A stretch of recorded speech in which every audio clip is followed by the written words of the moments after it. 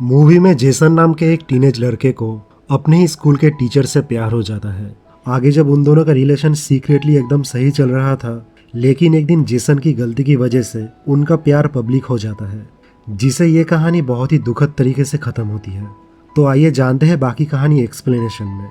Movie का नाम है बिफोर द डॉन और ये 2019 में आई एक ऑस्ट्रेलियन रोमांटिक मूवी है।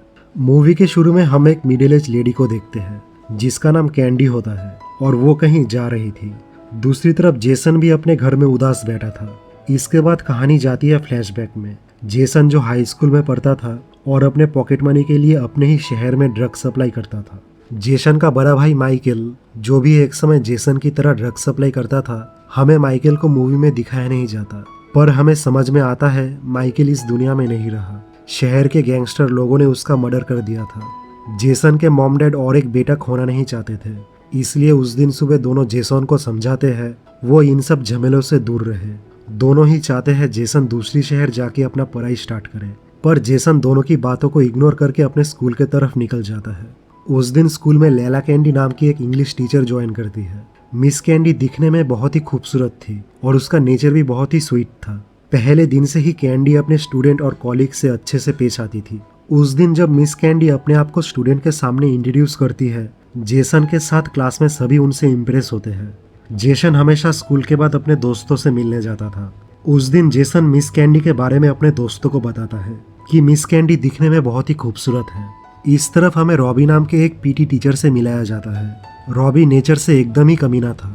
उसके पहले फीमेल टीचर और फीमेल स्टूडेंट से स्कूल में रिलेशन रह चुके थे। हमें समझ आता है इस बार रॉबी का टारगेट मिस कैंडी थी। वो पहले दिन से ही उनसे फ्लर्ट करना शुरू कर देता है। आगे हम देखते हैं मिस कैंडी जेसन का एनुअल रिपोर्ट देख रही थी, जिसमें उसे पता चलता है जेसन पहले पढ़ाई में बहुत अच्छा था, पर उसके भाई के साथ हुए हादसे के बाद उसने ठीक से स्कूल में आना छोड़ दिया था, जिस वजह से उसे आखिरी सेमिस्टर में कम मार्क्स आए थे। मिस कैंडी को जेसन के लिए बुरा लगता है। उस दिन क्लास खत्म होने के बाद वो जेसन को एडवाइस देती है, तुम चाहो तो क्लास खत्म होने के बाद मेरे पास आके ट्यूशन ले सकते हो, जिस पर जेसन भी मिस कैंडी के इस ऑफर को मना नहीं करता। आगे एक दिन रॉबी के पूछने पर मिस कैंडी उसके साथ शाम को क्लब आती है। वो उस दिन सही में बहुत ही क्यूट लग रही थी। इस तरफ जेसन भी उस दिन क्लब पर था। जब रॉबी और मिस कैंडी डांस कर रहे थे, वो मिस कैंडी को नोटिस करता है। उसे बुरा लगता है मिस कैंडी को रॉबी के साथ देखकर, क्योंकि हाल ही में जेसन भी मिस कैंडी के लिए फीलिंग्स रखता था। दूसरे दिन सेमिनार में सभी स्टूडेंट अपना पोइट्री असाइनमेंट सुनाते हैं। जब जेसन की बारी आती है, उसने अपना पोइट्री स्पेशली मिस कैंडी को डेडिकेट किया था, जो मिस कैंडी के साथ क्लास में सभी को पसंद आता है। उस दिन मिस कैंडी भी जेसन से इम्प्रेस होती है, पर दोनों को अभी तक पता नहीं था दोनों एक दूसरे को प्यार करते थे। यहाँ पर उस दिन के बाद से जेसन क्लब वाले रात के लिए मिस कैंडी के ऊपर नाराज होने पर उनका क्लास ज्वाइन नहीं करता, जो मिस कैंडी को भी बहुत अजीब लगता है। फिर कुछ दिन बाद अचानक जेसन मिस कैंडी के पास आता है। वो उन्हें रॉबी से दूर रहने बोलता है। मिस कैंडी अपना रोब जमाते हुए बोलती है, मुझे मत सिखाओ। वो और भी बोलती है, रॉबी सिर्फ मेरा दोस्त है। जब जेसन को भी पता चलता है मिस कैंडी भी उसके ऊपर नाराज है, तो वो उसे रिलैक्स करने की कोशिश करता है, पर मिस कैंडी अपना हाथ हटा देती है। उस दिन रात को ही जेसन अपने दोस्तों से झगड़ा करके मिस कैंडी के घर आता है। मिस कैंडी भी उसे इस हालत पर देखकर परेशान हो जाती है। आगे मिस कैंडी को जेसन से पता चलता है कैसे जेसन के दोस्त उसे अपने भाई को लेकर बुली करते हैं। जेसन मिस कैंडी के सामने इमोशनल हो जाता है। इसके बाद मिस कैंडी जब उसे घर तक छोड़ने जा रही थी, रास्ते में बारिश हो रहा था और मौसम भी काफी रोमांटिक बना हुआ था। जेसन एक जगह कार रुकाकर मिस कैंडी के करीब आने की कोशिश करता है, पर मिस कैंडी अपने आप को काबू कर लेती है, जिस पर जेसन नाराज होकर गाड़ी से उतरकर चले जाता है। उस दिन के बाद से जेसन और मिस कैंडी एक दूसरे से नहीं मिलते। मिस कैंडी जेसन को मिस कर रही थी, इसलिए थोड़ा सा रिलैक्स करने के लिए फिर एक शाम वह रॉबी के साथ क्लब में आती है। क्लब में जब मिस कैंडी बाथरूम आई थी, कहीं से अचानक जेसन आकर उसे चूमने लगता है। मिस कैंडी पहले तो उसे मना करती है, पर जेसन उसे ऐसे दबोचता है, दोनों खुद को रोक नहीं पाते। क्लब से मिस कैंडी रॉबी को कुछ बहाना देकर घर चली आती है और उसके बाद दोनों घर पर आकर पहले एक दूसरे को प्लेजर देते हैं। मिस कैंडी जेसन के साथ सेक्स करने में थोड़ा शर्माती है, पर जेसन उसे मना लेता है और बाद में दोनों दबा के सेक्स करते हैं। उस दिन के बाद से दोनों रिलेशन में आ चुके थे। जेसन अपने दोस्तों से पैसे उधार लेकर मिस कैंडी के लिए एक महंगी लॉकेट खरीदता है। स्कूल में सभी से छुपाकर उन दोनों का रिलेशन ठीक ही चल रहा था। एक दिन दोनों शहर से दूर घूमने जाते हैं। वहां पर दोनों अच्छा टाइम बिताते हैं। उस दिन दोनों बहुत खुश थे।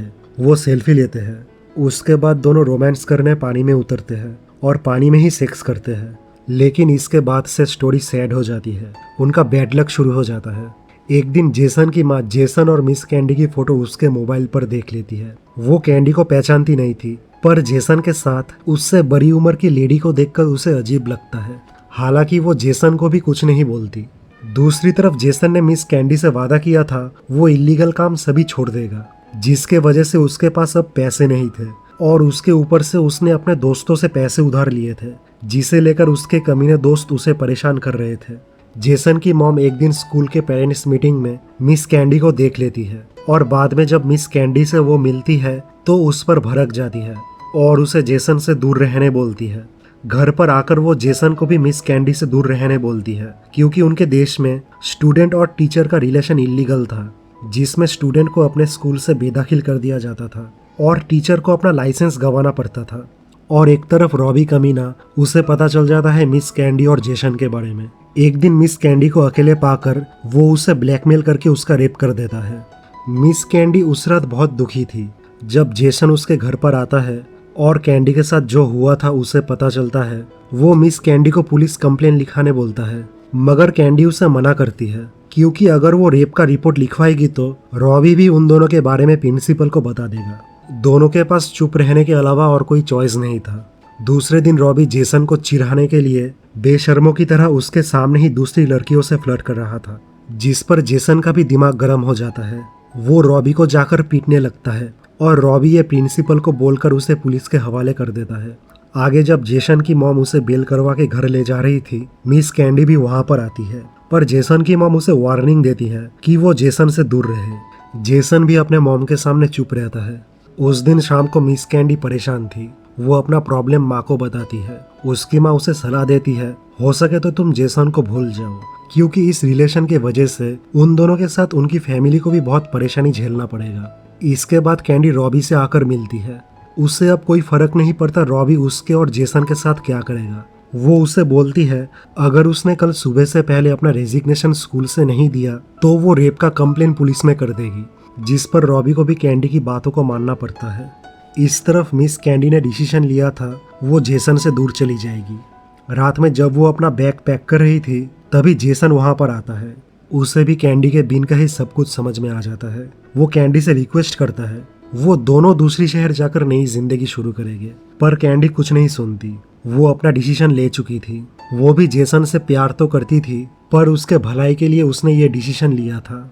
आगे जेसन भी आखिरी बार अलविदा बोलकर वहां से चले जाता है। दूसरे दिन मिस कैंडी शहर छोड़कर जा रही थी। वो ट्रेन में जेसन की यादों में रो रही थी।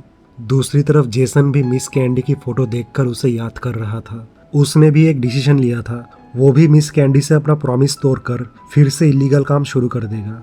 और इसी सैड एंडिंग से ये मूवी खत्म हो जाती है। मुझे दिल से जेसन के लिए बुरा लगता है, लेकिन क्या करें, जिंदगी है, इसे जीना तो पड़ता है।